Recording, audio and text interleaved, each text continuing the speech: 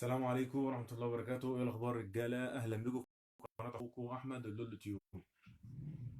كما كان متوقع، الاهلي يعتذر عن المشاركة في كأس الرابطة بناء على تعليمات كولر، زي ما قلنا ان هو ما عندوش قايمة وان هو المفروض كده هتعتمد على لاعبين شباب، وهو الموضوع كده مش نافع معاه، مش موافق.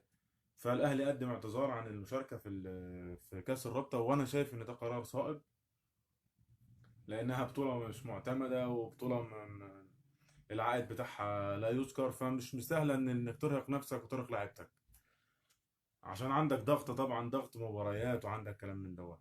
طيب رابطه الانديه بتوقع على الاهلي غرامه بناء على اللائحه بتاعتها، ممكن تصل ل 100,000 جنيه بسبب عدم المشاركه في كاس الرابطه، وبناء عليه برضو بيصعد النادي المصري مباشره للدور القادم لمواجهه الاسماعيلي اللي فاز بركلات الترجيح على غزل المحله زعيم الفلاحين. في مواجهة طبعا هتبقى مواجهة جامدة ولذيذة، طبعا ديربي القناة معروف، الكرة بتاعتهم ممتعة. ودور الثمانية هيبقى مواجهة صعبة طبعا، مصر والإسماعيلي، ومواجهة ممتعة لينا كجماهير. مش مشكلة 100,000 جنيه يدفعهم بقى محمود الخطيب، يدفعهم هنعمل ايه؟ ما انت دلوقتي هتدخل لعيبة شباب تلعبهم، هتخسر، ممكن تشيل رقم مصري، او هيلعبوا هم فول سكواد لان هم ما عندهمش استدعاءات لا منتخب ده ولا منتخب ده فالموضوع هيبقى صعب ومش مستاهل طبعا. ده بالنسبة للنادي الأهلي، بيعمل قرار برضو جميل بيسعى فيه المسؤولين، بيحصلوا على موافقة بحضور 50,000 مشجع لمباراة الهلال السوداني في القاهرة، اللي هتبقى على الهلال السوداني هتبقى جحيم. 50,000 أهلاوي هيخلوا الملعب ده جحيم، إن شاء الله ياخدوا 4 5 6 زي ما هم عملوا. إحنا محترمين يعني، مش زي ما هم عملوا، بس إحنا هنبقى جماهير بقى، شجع فريقي وهكسبك. طبعا الهلال السوداني بدوره بقى ايه، بيقدم السبت، رايح عامل خطاب للكاف، بيقول له ان في تهديدات من جماهير الاهلي، اللي هو مش فاهم ازاي الكلام ده يعني. انت بجح قوي يعني، سوداني وبجح يعني، انت فاهم؟ مش فاهمك. انت عملت بهدلت الدنيا هناك، وجاي هنا تقول لي ايه تهديدات دي؟ مش فاهمها. ما عندناش الكلام ده احنا يا عم الحاج، احنا لو عايزين نجيبك هنجيبك وانت هناك في السودان. مش مستاهله، دي كوره، ما تخليش الحوار يعني حتى انت طموحاتك ليه كبيره قوي كده يعني؟ مش فاهمك يعني. هتاخد افريقيا انت؟ اقسم بالله ما هتعدي الدور اللي بعده لو صعدت. هي اي خناقه. انت يا باشا، ما معروف افريقيا دي ليها ناسها، احنا دي بتاعتنا. احنا اخر 5 نسخ بتتكلم في 3 فوز وواصل للنهائي 5 بتاعتنا. انت هتروح فين انت يا عم؟ يعني خلاص يا عم، انا هسيبك تصعد يعني، اتفضل اصعد يعني. هتكسب البطوله؟ والله لو كسبت البطوله ابقى مبسوط انا، بس مش هيحصل. انت اي فريق هيطلعك، فانت ما تعيشهاش بقى يعني. ما تجيش عند المصري اللي هو عشان اخواته وبتاع وتعمل لي بقى فيها ان انت كنت انت هتاخد كاس عالم انديه. ما تستهبلش. طبعا ده بالنسبه للنادي الاهلي، وان شاء الله بالتوفيق في مباراه الهلال ديت. نيجي بقى نادي الزمالك، للاسف لان الخبر مكرر يعني، اقاله فيريرا، اقاله فيريرا. طب خلاص يا الراجل ده كان المفروض يمشي من المره الاولى. انت جبته ومشيته، وجبته وبتطلع تعلن شرط الجزاء هو اللي بيقعده. ده تهريج يا جدعان، انتوا بتعبثوا في النادي. انتوا بتعبثوا في نادي الزمالك، انتوا بوظتوا النادي. اقسم بالله انا شفت الماتش بتاع بلوزداد والزمالك في الجزائر، اقسم بالله الزمالك هو خسر، وخسر امله في الصعود، بس اللعيبه بتلعب بروح، ما تقوليش اللعيبه هي السبب.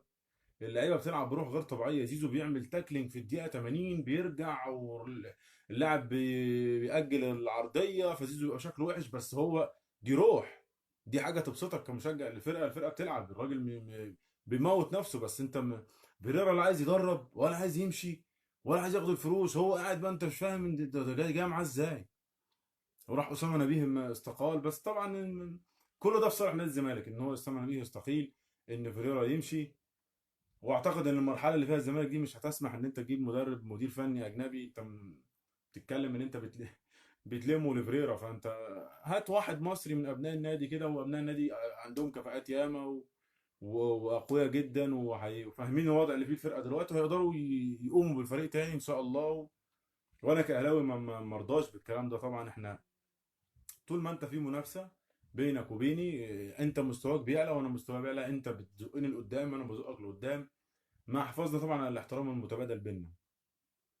خصوصا في المواقف الخارجيه دي، ان انت بتلعب مثلا بلوزداد ولا بتاع. انا ما برضاش ان انت بلوزداد يفوز عليك، فاهم الفكره؟ انا بالنسبه لي انا راجل، انا مش محايد. يعني انا بحب النادي الاهلي وبحب فريقي وبشجع فريقي واحب اكسبك واحب اكسب غيرك، بس في نفس الوقت احترمك واحترم المنافسه اللي تبقى بيني وبينك، واحب ان يبقى في الحكايه دي حلوه، فاهم؟ الحكايه دي صحيه. طبعا نادي الزمالك بالاداره بتاعته الجديده بتعمل ايقاف مستحقات اللعيبه، وبيقولوا ان هم مش هيعتذروا عن كاس الرابطه. طبعا تعتذر ليه انت عن كاس الرابطه؟ ما انت ما عندكش غيرها دلوقتي اصلا. انت هو كاس الرابطه اللي انت عندك امل انت تعتذر، هتعمل ايه بقى؟ هتقعدوا مش فاهم تلعبوا بينج في النادي؟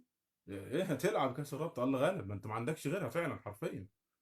انت الدوري بالنسبه بعيده، انت بعيد، الكاس انت طلعت، انت هتلعب ايه؟ يلعب كاس الرابطه بقى خلاص، ما انت معلش بقى سامعني.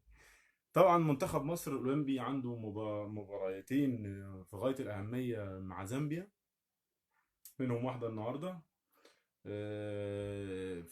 في سبيل الحلم طبعا. اول حاجه تتاهل لامم افريقيا 2023، ومنها ان شاء الله حلم اولمبياد باريس. اللي انا يعني بصراحه اتفرجت على المنتخب الاولمبي، انا مش متفائل بالمجموعه دي، بالراجل اللي بيدربهم ده. انا يعني اتفرجت عليهم مفيش حاجه، يعني اللي هو ايه، مش ما تحسش ان فرقه زي مثلا الفرقه اللي كانت عندنا قبل كده هيطلع منها ناس تدعم اهلي وزمالك ومنتخبات. لا مفيش حد اللي هو يعني يلفت نظرك. يعني انضف حد عندهم مصطفى سعد ميسي اللي هو جه الاهلي اصلا ما شمهاش.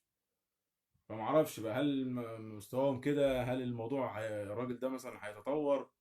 ما اعتقدش. انا هجيب واحد يقعد يتطور عندي يجرب فيا؟ انا منتخب الاولمبي ما احبش ان هو برضه يبقى اجنبي. دي شباب اعمار صغيره وبتاع، لكن اللي زينا ده الوطني هيبقى عارف بقى اللاعب المصري بيفكر ازاي وهو في السن دوت يعني كده. لكن انت مش عارف. انا مش مقتنع بالفكره دي. ممكن المنتخب الاول اقول لك ماشي اجنبي، لان انت كده كده الليفل بتاع المنتخب الاول دوت خلاص بقى. يعني المفروض لعيبه بقت محترفه ولعيبه بقت متشافه على طول، فانت كده كده قماشه جاهزه، انت عندك قماشه جاهزه.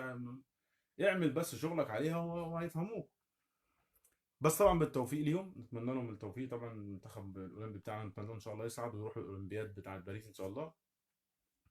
وزير الرياضه بيحضر تدريبات منتخب مصر الاول، وطبعا استعدادا لمواجهتي ملاوي اللي هو ملاوي. بقينا نستعد لمواجهه ملاوي، اللي هو احنا كنا ايام حسن شحاته الله يبارك له كنا بناخد الناس دي سبعه وثمانيه واللي هو بره وجوه. مش عارف احنا مضخمين القصص ملاوي عشان اول ما نخبط في اي فرقه بقى عندها اسم الشعب كله بيخاف. ما اعرفش يعني بقى ملاوي يعني. وفيتوريا طالع يقول لك سنفوز بجميع المباريات المقبله. ماشي يا عم ماشي، اتفضل اتفضل فوز. اتفضل يا فندم فوز. انا عايزك تفوز.